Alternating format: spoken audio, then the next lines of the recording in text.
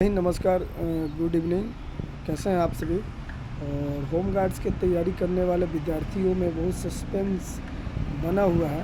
और ये सस्पेंस आमतौर पे जब से फॉर्म निकलने से पहले से लेकर कैसे भर्ती प्रक्रिया होगी, किस तरह से होगी, ये सभी शुरू से ही मिसअंडरस्टैंडिंग, अलग अलग भ्रांतियाँ उत्पन्न हमेशा होती आई है। और ये होने का कारण ये था कि किसी को सटीक जानकारी होम गार्ड्स के बारे में नहीं था।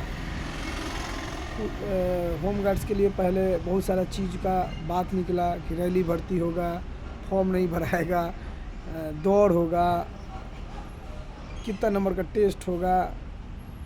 मैंने शुरू से ये कहते गया कि 15 नंबर का टेस्ट होता है, हाई जंप, लॉन्ग जंप, गोला फेंक, और इसी पे आपका मेरिट बनेगा।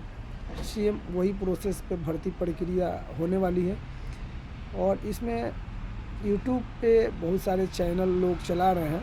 ऐसे तो हमारा यूट्यूब चैनल बहुत कम ही है, उतना नहीं है। मैं फेसबुक पे ज़्यादा मेरा सक्रियता है, लेकिन यूट्यूब चैनल मेरा समय के अनुसार यूट्यूब चैनल भी मेरा बन चुका है, लेकिन अभी 231 या 32 सब्सक्राइबर हैं। और आप सभी जितने भी होम गार्ड्स के मेरे मित्र साथी हैं, युवा साथी हैं, अगर चाहें तो उस 231 सब्सक्राइबर को अधिक से अधिक बढ़ा सकते हैं। और देखिए, मेरा जो जानकारी रहता है, मुझे जो एथेंटिक सही जानकारी रहता है, उसी को मैं साझा करने का प्रयास करता हूँ। क्योंकि मैं खुद एक होम गार्ड्स का जवान हूँ और मेरा भर्ती 2011 में फॉर्म ऑफलाइन भराया था उस समय।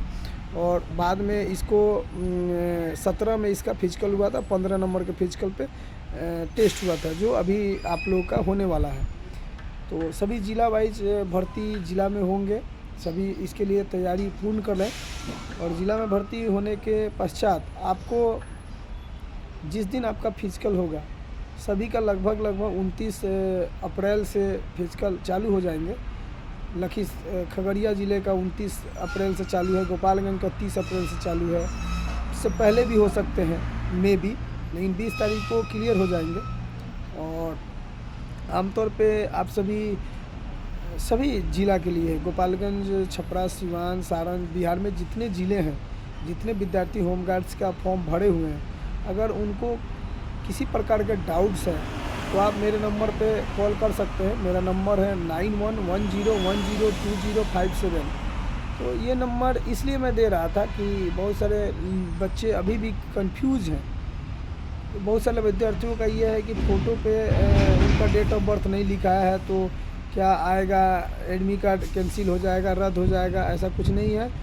अगर आप फ़ोटो पे डेट ऑफ बर्थ नहीं दिए हैं, फिर भी आपका फॉर्म रिजेक्ट नहीं करना चाहिए मेरे हिसाब से। अगर नोटिफिकेशन में दिया है, फिर भी अगर छूट गया है किसी कारणवश, तो कोई दिक्कत होने वाली नहीं है। लेकिन अगर आपको किसी प्रकार की परेशानी आ रही है, किसी प्रकार की जानकारी के में दिक्कत हो रहा है, तो आप हमसे संपर्क करके बात कर सकते हैं। हमने आपको नंबर साझा कर दिया है। और नंबर साझा करने का मतलब यही था कि आप सभी जानकारी सही से मिल सके, इसलिए मैं नंबर दिया हूँ आप सभी को। और आप लोग मेहनत पे विश्वास रखते, ज़्यादा कॉन्फिडेंस, अपने आप को कॉन्फिडेंस में लाएं। देखिए, ये नहीं है कि 15 नंबर पे ही आपका मेरिट्स बनेंगे, इसमें जातिगत हिसाब से मेरिट बनते हैं।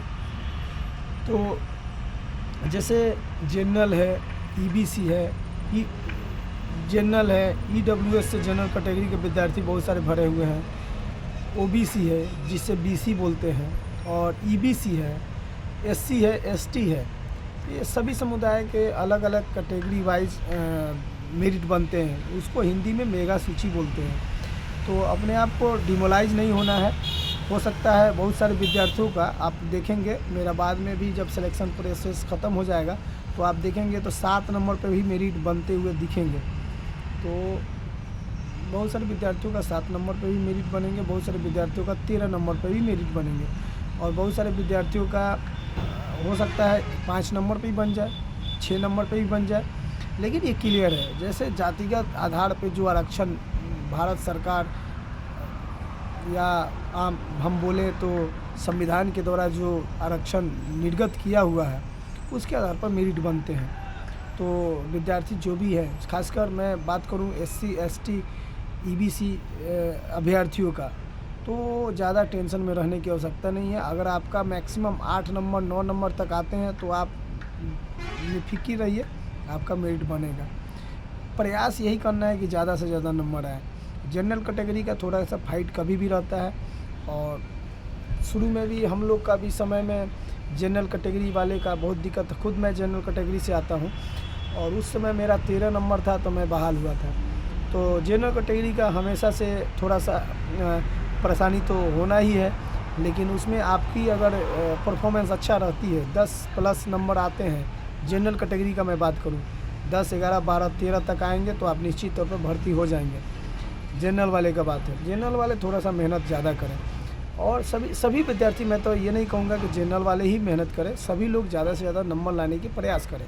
अगर ज़्यादा नंबर लाएंगे, अच्छा मौका है। आप जब होम गार्ड्स में 4 महीने का ट्रेनिंग होता है, और 4 महीने का जब ट्रेनिंग करने के पश्चात ज़िला में आएंगे तो ज़िला में ड्यूटी मिलेंगे, और ड्यूटी मिलेंगे आपको। तो उसके बाद आप अगर 3 साल इसमें योगदान देते हैं, उसके बाद आपको 50% बिहार पुलिस के लिए छूट देता है, तो आप आसानी से बिहार पुलिस में जा सकते हैं जिनका एज बचा हुआ है। होम गार्ड्स में एक और फ़ायदा है, होम गार्ड्स में बहाल होने के उपरांत आप 5 साल का और छूट देता है। जैसे मान के चलिए जनरल कैटेगरी का विद्यार्थी को अगर 25 साल है ऐसे नॉर्मल में, तो होम गार्ड्स में बहाल होने के बाद आपका एज हो जाएगा 30 साल तक, आप बिहार पुलिस का फॉर्म भर सकते हैं। उसी प्रकार से OBC कैटेगरी का विद्यार्थियों का 27 साल तक रहता है। अगर होम गार्ड्स में बहाल होते हैं तो उनको 5 साल मिलता है, तो वो भी उनका एज हो जाता है 32 साल तक वो फॉर्म भर सकते हैं। उसी प्रकार SC ST का है 30 साल तक है, और 5 साल और उसमें ऐड हो जाता है तो 35 साल तक। तो बहुत अच्छा मौका हो जाता है बिहार पुलिस में जाने के लिए। तो अभी सभी को मेरे तरफ से शुभकामनाएँ हैं, और किसी प्रकार का दिक्कत परेशानी हो रही है तो आप हमें कॉल के माध्यम से बात कर सकते हैं, पूछ सकते हैं, जो भी परेशानी होगा। मैं आप सभी का इसीलिए मैं वीडियो बनाने का प्रयास करता हूं, जो मिसअंडरस्टैंडिंग विद्यार्थियों में है वो कम से कम दूर हो जाए। और अपना मनोबल को ऊंचा रखिए, आप तैयारी कीजिए, अपने तैयारी पर विश्वास रखिए, किसी भी दलाल उलाल के चक्कर में नहीं पड़ना है, अपने कॉन्फिडेंस के ऊपर रहिए, निश्चित तौर पर आपकी सिलेक्शन होगी। Thank you, best of luck सभी को। जय हिंद, जय भारत, वंदे मातरम।